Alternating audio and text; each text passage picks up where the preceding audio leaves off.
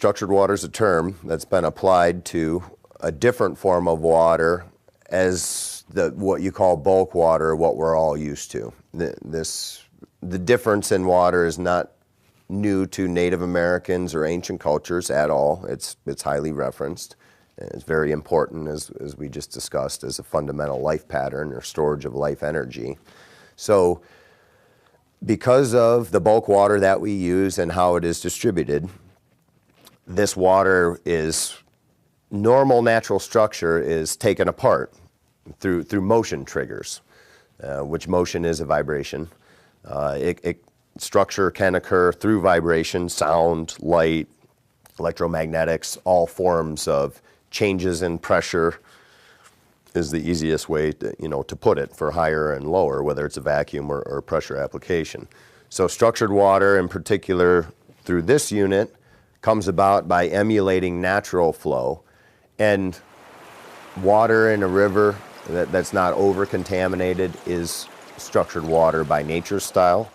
Clayton's device took that model, and in a short space and short period of time, the left-right motion and in between in rivers, where the left and right collide in the turns, is where the counter motion occurs. And this cancellation force, just like the Bose thing where the sound is gone, the noise is gone. Noise being entropy, disorder, heading towards chaos, heat, pressure, gravity, they all mean exactly the same thing on the fundamental level, and they're heading towards disorganization. So what we're talking about with structured water is an organized molecular structure where there is no H2O working alone anymore. It's groups of H2O working together cohesively to increase the entire function of the body of water, which has an electrical conductivity effect and magnetic effect throughout the water. Those terms fall out under the cancellation, and this is where the life force side of it comes in. But property-wise, they're just a faster, higher speed, I would say beyond the speed of light, faster vibration that can't be detected, and ultra-low, slower going on at the same time. So it's opening up your rainbow, your bandwidth, and what you can see, the bandwidth of your sight, the bandwidth of your smell range, the bandwidth of your hearing range, just like a dog can hear out there, but we can't. It's in the water itself is opening that up. So all things, when it's done to that water, that it comes in contact with, in or around, begin to catch a wider bandwidth, and adaptation functions, which involve health, mineral reformation or formation into rocks as the water's running over it. Everything's being refined and altered. The statistical atomics and chemistry, iron is iron. And, at the doctorate level, there's many different types of iron, and then there's many beyond that. So it keeps going to infinity, but we can see another layer to all this within the water. So the structured water term is used to imply organization and cohesion within the water that will share its effect, especially with biologics and life form energy, but we found that goes into metals and inert things that you wouldn't think would be reactive, so it opened up the bandwidth of knowledge and experience working with the solid dead matter, as it were, and literally you come to a point where you realize every single electron and atom has the spark of life inside of it, the same life we have. Not the same as us, but the same beginnings. We can talk about turbulence and vortexing here. And turbulence exists in a tornado, but that's a unified turbulence, different from microturbulence, which is what water experiences under pressure as it's being moved down a line. You can have some pressure due to height. Natural pressures are allowable. There's a bandwidth for this to operate in. So when I say pressure, it's not all pressure, but saturated pressure where we're starting to push, beyond the gravity forces, if you will. They more or less cause the turbulence to ununify, non-vortex, no tornado, and form millions of random microeddies that are all working against the water flow. So the intention is to move water from here to there, and the response of the water is against our intention when we do it that way. When we begin to unify the turbulence, as in a vortex, we start to see resistance in the system go down, and the response of the water pushing back on our intention becomes less and less and less.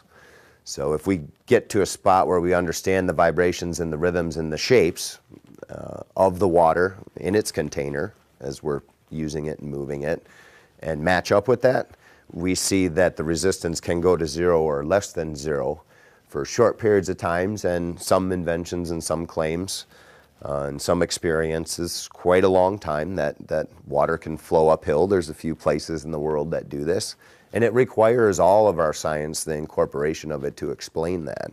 So when we bring water into a home with the intention of bringing it into the home the way we're doing it in straight pipes, we see nature never ever moves water in straight pipes. Nobody ever drinks out of a canal with no trees along the side of it that the sun's beating heat and pressure into. And we see the structured water in rivers where the water goes left, right, falls, churns and tumbles, and all these motions, you know, I call it the univector because it's all vectors. And when you look at the mechanics through this unit, that's precisely what you get is a one vector situation, which is all vectors, implying the unification of the situation. It gets a lot more complex than that to go into the wave theory and supersonic nozzles and whatnot. But the structured water we're bringing in the home, we're taking apart, and it's telling us we're taking it apart. And so it still functions as a base water form and still can have good quality in that form as far as the life survival functions. When you want to head towards adaptive strategies and evolution, then you need to be looking at healthy waters such as nature originally provided, and that's getting rarer and rarer, and this technology helps bring that river system in practically and simply into a small package to move back in that direction. And there's more in the future. There's more levitated forms, and this is very simple and widely available. So for me to get involved with the company and have the underpinning knowledge of what else is going on inside of the water by specifically watching its electrical and magnetic functions and totaling those together to get this image of life force energy coming out of it, which could clearly be seen working with other machines, gave me the confidence to work with Clayton and Natural Action Technologies in regards to they were headed down the right path to get something out to the market simply that was easy to understand and comprehend. And a lot of the engineers I work with, you know, we get into the technical side of this and the commercial applications, and they'll say it's not that hard to see that this is making the water, you know, turn left and right and move about itself different from going down a pipe like a river does. So simply, you know, if you buy that, you know, river and Mother Nature and the way it structured things, the river, the riverbed, the rocks, the minerals involved, and this internal flow form inside of here, you know, also has things going on that are beyond just the flow mechanics that simulate the effect of minerals in a, you know, pristine mountain stream riverbed is their electrical effect. So the polarity heading that direction is the momentum that is the gate for life force energy. So the direction we're heading, bringing it into the house, is away. It's not that the water's dead. It's still alive. It still has some structure even that could be identified. It has a lot of disorder and noise within itself from what it's experienced, and also a crystalline recorded memory of where it's been and what has flowed through and around. It relate to silicon in computers. It's the same thing, except this is more mutable, more changeable at a faster pace. So you can erase that condition by triggers very rapidly through the mechanics that I just spoke of. So it's not so much whether it's dead or alive, it's whether you're heading towards dead water or heading towards living water. We don't know the limits of it. Water is the center of a lot of electrogravitic or anti-gravity study as a source to balance anti-gravity. Hockenai out of Germany calls his water levitated water. Schauberger referred to the levitative forces in water. So that is water heading towards the life force, and it appears that you can drive that all the way up to where water and whatever it's connected to becomes buoyant in any condition that it itself could be a part of anti-gravity functions. Very well studied topic. and Lord Kelvin's experiments with water, high quality water, low quality water. He created an inductor set and flowed water through needles, and he would get a 10,000 volt spark out of high quality water.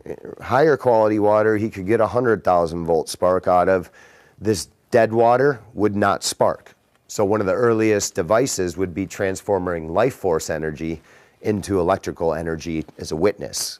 And life force energy does evolve to magnetic and electric energy. It seems to be the root point of it. So heading, the polarity heading is more important than anybody claiming that this is more or less life force or this is more or less dead. It's which way is this trend heading. And the device is designed to head towards charged, activated water and life force energy into the water. So in effect, the statement, we are bringing the water back to life, is completely true from my perspective. The science behind it would say the direction is more important, hence in the language, back to life.